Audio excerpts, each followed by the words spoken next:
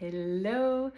I wanted to come in and speak a bit about relationships today. So, I don't know how you're feeling in your own relationships at the moment, but this is really a theme that is up in this time. How we relate to ourselves is how we relate to others. So, when we really want to go deep in the relationship with others and want to feel that we are received for who we truly are, we simply need to go within and receive ourselves as we truly are. And there's a little bit of work to that, I would say, for most people. So I was guided to share this. It has actually been coming for a while. And then yesterday I was asked about it in my advanced program for Divine Child Healers about going deeper into understanding how do we shift our relationships? How do we relate when we're expanding so rapidly? How do we create the deep, loving, nourishing relationships that we do want? And we are talking any relationships. So it's not just that significant someone or those significant someones in our life. It is any relationship. And as I said, it's mirroring ourselves. And I will also speak to if you're in these relationships that you feel are not harmonious, or it's maybe an ex-partner, an ex-wife, ex-husband, ex-friend that you feel there's a lot of turmoil around. You might have a story around how they're perceiving you. We're going to talk about how you can shift that.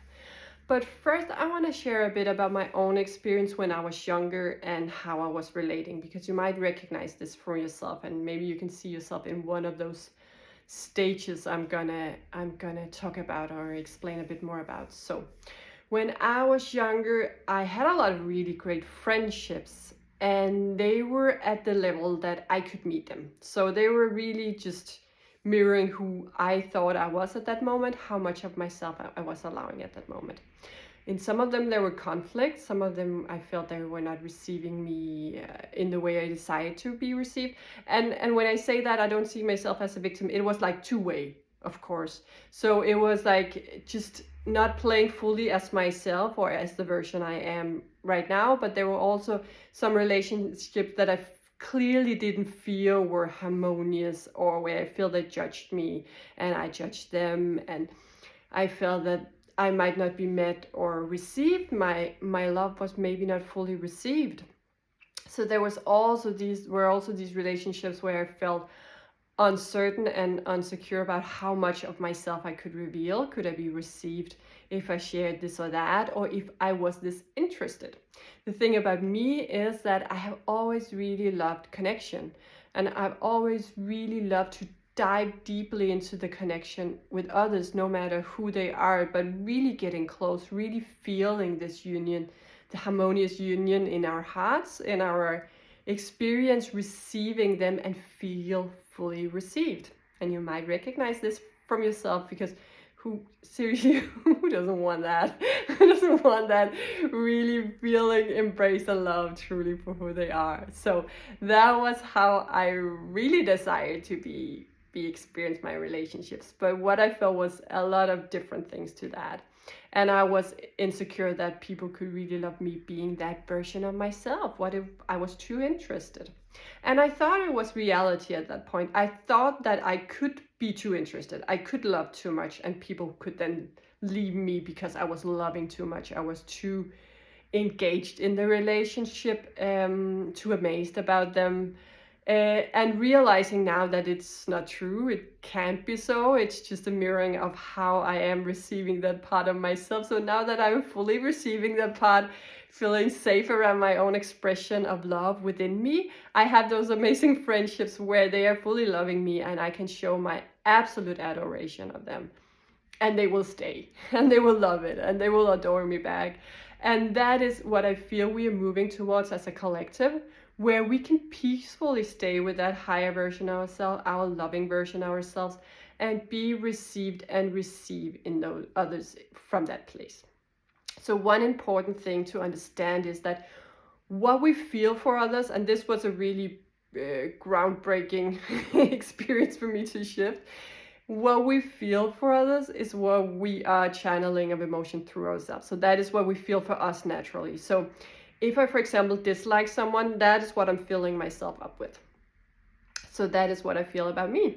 I'm filling myself up with dislike, hate, maybe even judgment, and all these emotions. So therefore, coming into fully loving other people is a really powerful way to create a harmonious, loving relationship with yourself. And not from a place of you have to love others in order to create oneness because that is the right thing to do, but to understand that the oneness is real. And in order to perceive that, you need to come into loving yourself and loving others, because that is what you create within you. That's the emotion you flow through you. So it's a really powerful, it's a really good thing to be loving others unconditionally, because it means you're loving yourself unconditionally. You're creating that continuous love flow. So that is a really powerful thing, realization I had. And now it is a really powerful experience to be able to keep running that vibration of unconditional love, just keep flowing that vibration no matter what happens in the relationship to others. So before I would do that, if I came out with love and someone would be hesitant to receive, reject me, I would hold back, pull back, create less of a love feeling within me. But that what that would be creating was like this you could say that distance between me and the others, and the distance between me and myself, my own love. So I would hold my own love for myself instead of continuous, okay, the other person is not receiving me, that's great, it's an experience they have with themselves. I continue to receive myself and the other person in a contracted state. It's okay, I can continue to love them. I continue to flow this powerful love emotion. And how that is going to feel like is an ability to keep walking continuously into more and more intimate relationships, or into intimate relationships. You keep walking no matter how other people perceive you, receive you, because you keep receiving your own love vibration. I hope this makes sense. I feel that it does. It does within me. So really, no matter how other people are perceiving you, you keep receiving that love for yourself. You keep creating with that vibration. And how that ultimately is going to look like is that you're going to attract those who can run the same vibration within themselves.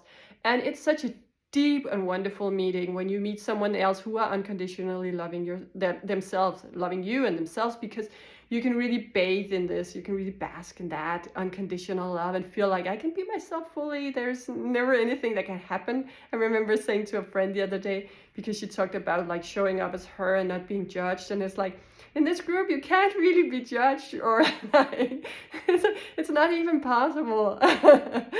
And she completely agreed and recognized it herself. So what we need to do is continue to flow that love through us. It doesn't mean we don't have boundaries. I will go into that, but what I'm going to share here is we continue to create that love vibration, continue to walk. One thing we need to let go of is the attachment to who is going to show up and be that mirror for us of our unconditional love. And it's something that's a bit difficult and a little bit tricky in the human experience, because we say this person, my mom or my father, my grandfather, my partner, my ex-partner, my sister, my whatever, husband, I already said that, my child is the one that's gonna return this to me. And we simply cannot decide that. We are in a vibrational experience, we are in energy. The ones that will be a resonant match to this energy we are flowing through us will show up. So it's going to be a beautiful and amazing experience. You need to let go of who. But the thing is, when you let go of who, it will actually be the ones that you're desiring very often that's going to show up, because you let go of the attachment. You let go of the grip in them saying, you have to return this to me, this love, which feel like a really clingy, uncomfortable vibration to transform, transcend, develop in. But when you let that go, they can come back and say, hey, I'm actually ready for that bigger, more expansive relationship now. I actually do love you. And it's all here within me, and it's all here for you. And that is where I want to mention first the boundaries. Yeah, the boundaries first. So when you continue to run this love vibration through you, it doesn't mean you don't have boundaries, and don't say, that doesn't feel fun for me, that's a no, or it doesn't feel resonant for me, I'm not going to do that, or I don't want to show up today, or I can't show up today because I'm doing something else that's more fun for me. You will do all those things, but you will do it from a vibration of love. So even though you're saying no, you still continue to love yourself saying no.